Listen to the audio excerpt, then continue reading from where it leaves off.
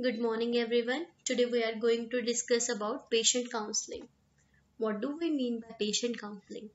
Patient counseling refers to the process of providing information, advice, and assistance to help patient in order to use their medication appropriately. The information is usually given verbally but may be supplemented with written material as well.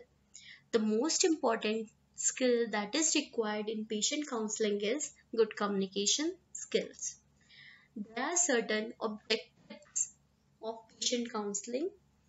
Patient should recognize the importance of medication for his well-being. A working relationship for continuous interaction and consultation should be established. Patient understanding of strategies to deal with medication side effect and drug interaction should be improved. Patient becomes an informed, efficient, and active participant in disease treatment and self-care management.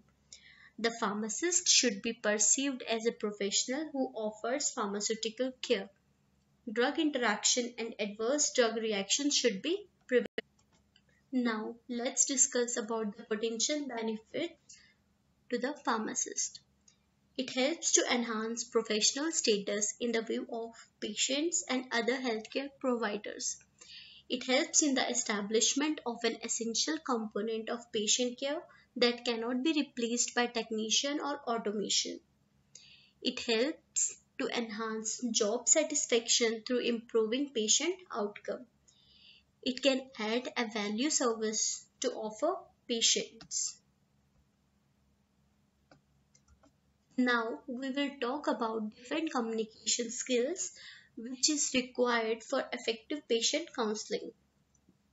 So, effective patient counseling requires basically verbal and non-verbal communication skill.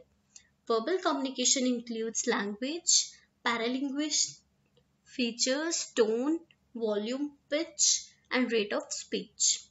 Non-verbal communication includes body language, professionalism, proximity, touch, eye contact, facial expression, eye movement, gesture, and body pose. All these skills plays an important role in effective patient counseling. Now one by one we will discuss about all these skills. Verbal communication. Now we will start with the language. When speaking to patient, use simple language and avoid unnecessary medical terminologies. Let me just give you an example. Like when we are counseling a patient, we are using terminologies like SOS, BD. So patient may not understand what is BD, what is SOS. So better to use the terminologies. We can explain them. Like you have to take the medicine when it is required. So instead of saying SOS, we can just elaborate and make them understand in a better way. If possible, speak the patient's own language. It cannot be possible in all the cases, but yes, we can simplify the things as much as we can. So better to speak English or specifically Hindi. Just use that language which the patient can be easily understand.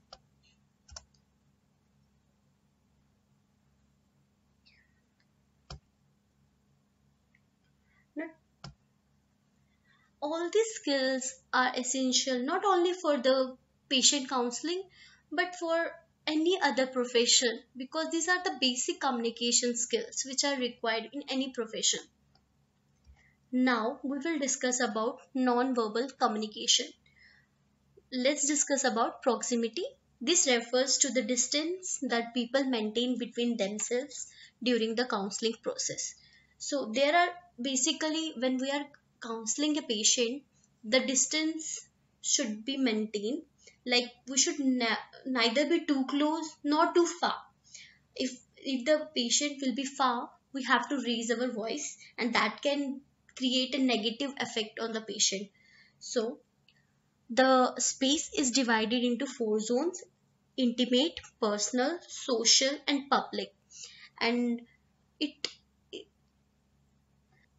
and these are classified on the basis of the distance.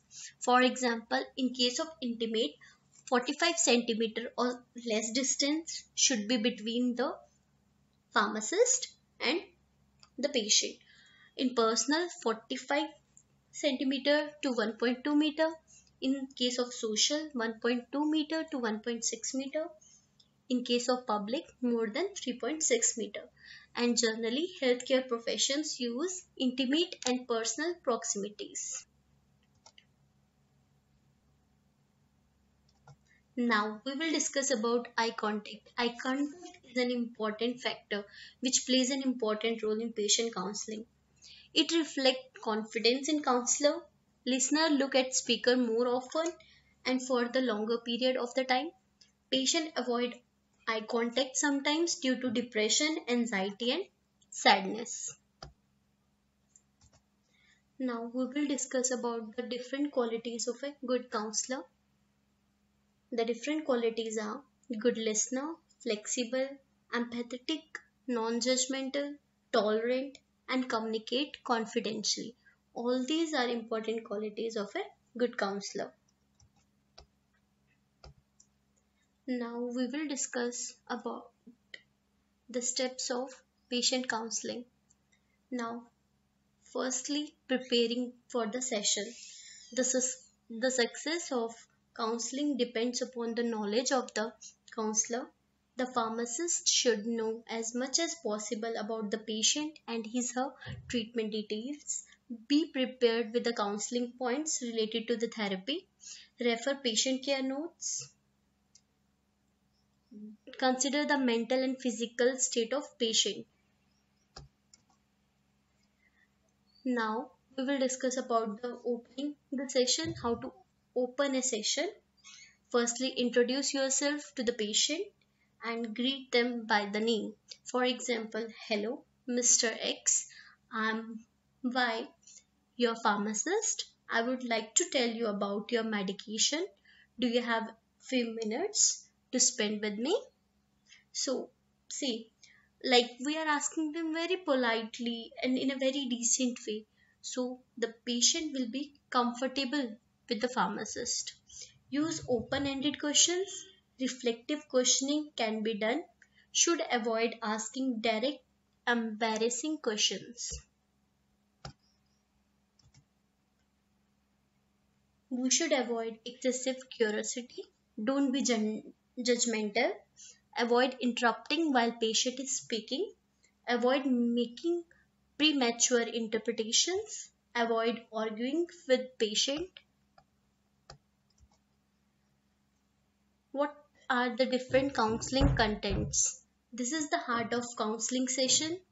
During the step, pharmacist will explain about the medication and therapy plan, lifestyle modification, name and strength of medication, reason to prescribe the medication, how to take the medication, expected duration and benefit of treatment,